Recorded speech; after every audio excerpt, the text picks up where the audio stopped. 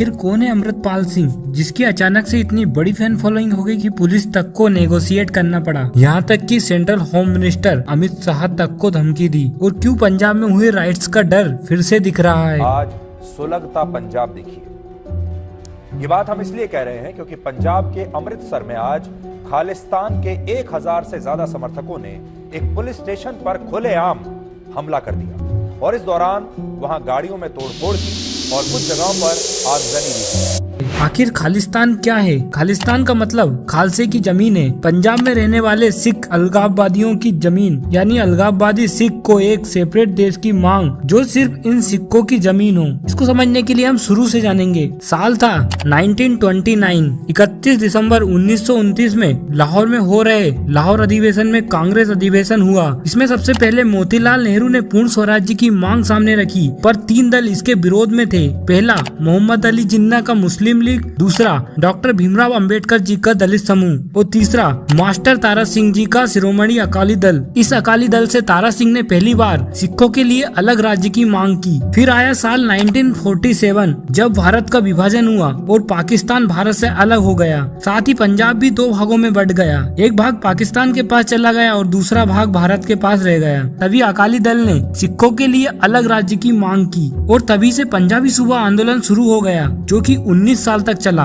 1966 में इंदिरा गांधी जी ने मांगों को माना और पंजाब को 3 भागों में बांटा, जिनमें सिखों के लिए पंजाब और हिंदी भाषाई के आधार पर हरियाणा और चंडीगढ़ है। मांगों को मानने के बाद भी मतभेद कम नहीं हुए। फिर साल 1969 में पंजाब में विधानसभा चुनाव होने लगे थे और टांग विधानसभा सीट से रिपब्लिक पार्टी ऑफ इंडिया से जगजीत सिंह चौहान चुनाव लड़े, पर ये चुनाव ये जीत नहीं सके और जगजीत सिंह चौहान ब्रिटेन शिफ्ट हो गए और फिर 2 साल बाद अपने घर लौटे। और ये सिखों के लिए पंजाब को डिवाइड करने की बात करते थे। फिर जगजीत सिंह ने 1971 में पहली बार न्यूयॉर्क टाइम्स के न्यूज़पेपर में पहली बार खालिस्तान का प्रचार किया। इसके साथ ही ब्रिटेन में भी खालिस्तान को प्रोत्साहित करने के लिए प्रचार किए। फिर जगजीत सिंह 1977 में भारत आए और खालिस्तान की मांग को और बढ़ा दिया। इसके 2 साल बाद ब्रिटेन वापस लौट गए और ब्रिटेन जाने के बाद वहाँ खालिस्तान कैबिनेट कमेटी बनाई और खुद को रिपब्लिक ऑफ खालिस्तान का राष्ट्रपति घोषित कर दिया। इसी के बीच आया आनंदपुर साहिब रेजुलेशन। साल 1966 में पंजाब अलग तो हुआ, पर अकाली दल ने पंजाब के लिए विशेष अधिकार की मांग और सामने रख दी। 1973 और 1978 में अकाली दल ने आनंदपुर साहिब प्रस्ताव सामने रखा, जिसका मेन मोटिव पंजाब को और अधिकार देने की मांग का था। प्रस्ताव में था कि केंद्र सरकार सिर्फ रक्षा, विदेश नीति, संचार और मुद्रा पर कंट्रोल रखेगी, बाकी सभी मामलों में राज्य स्वयं फैसले ले सके। इस रेजुलेशन में अलग देश की नहीं बल्कि पंजाब को स्वायत्तता देने की मांग की गई। इसी समय अमेरिका में बैठे खालिस्तान विचारक गंगा सिंह ढिल्लों ने खालिस्तान की मांग को भारत के बाहर भी इसका प्रचार किया। अकाली दल के नेता HS लोंगोवाल और प्रकाश सिंह यादव ने प्रस्ताव को लागू कराने के लिए हिमाचल प्रदेश और हरियाणा से पंजाबी भाषी यानी पंजाबी बोलने वाले ज्यादा हैं, ऐसे इलाकों को पंजाब में मिलाने के लिए भिंडरवाले के साथ मिलकर कर्मयुद्ध मोर्चा निकाला, क्योंकि इस समय में भिंडरवाले की ताकतें भी बढ़ती जा रही थी। भिंडरवाला जो कि एक आम आदमी से निकलकर पंजाब में एक उभरता हुआ चेहरा नजर आने लगा।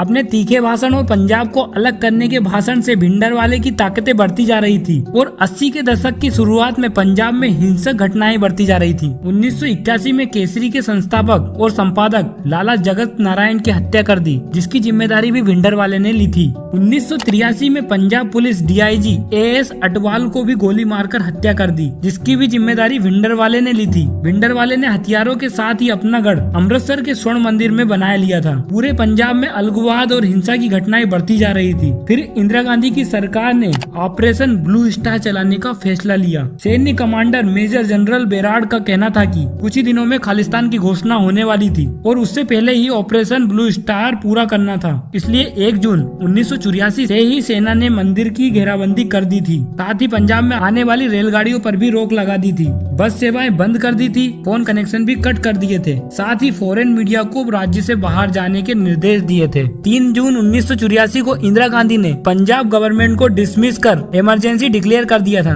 और पंजाब में कर्फ्यू लग गया। 4 जून से फायरिंग स्टार्ट कर दी थी और अगले ही दिन सेना की बख्तरबंद गाड़ियां और टैंक मंदिर पहुंच चुके थे। भीषण खून खराबा हुआ और आखिरकार 6 जून को भिंडरवाले को मार दिया गया। सरकारी आंकड़ों की माने तो इस ऑपरेशन में 83 जवान शहीद हुए, 249 घायल हुए, साथ ही 493 आम नागरिक मारे गए और 86 लोग घायल हुए तो 1592 लोगों को गिरफ्तार कर लिया गया। इस ऑपरेशन के 4 महीने बाद ही 31 अक्टूबर 1984 को इंदिरा गांधी जी की हत्या कर दी, वो भी उन्हीं के सुरक्षा गार्ड ने। इसके बाद से ही पूरे भारत में एंटी सिक्स राइट्स होने लगे, मेनली पंजाब और दिल्ली के आसपास। ये राइट्स इतने भयंकर थे, अगर सिर्फ सरकारी आंकड़ों की माने तो दिल्ली में ही 2733 सिखों की मौत हो गई, तो वहीं पूरे भारत में 3350 सिखों की मौत हुई। देश भर में दंगे बढ़ते जा रहे थे। ये एक बड़ा थ्रेट भारत के सामने आ गया। फिर जुलाई अगस्त 1985 में राजीव गांधी और लोंगोवाल ने शांति समझौते पर साइन किए, पर जैसे ही लोंगोवाल घर लौटे तो अलगाववादियों ने उनकी हत्या कर दी। 1984 से 1995 तक पंजाब में उग्रवाद चरम पर रहा। 23 जून 1985 को कनाडा के मॉन्ट्रियल से लंदन जा रही एयर इंडिया की फ्लाइट को हवा में ही बम से उड़ा दिया गया, जिसमें 329 यात्री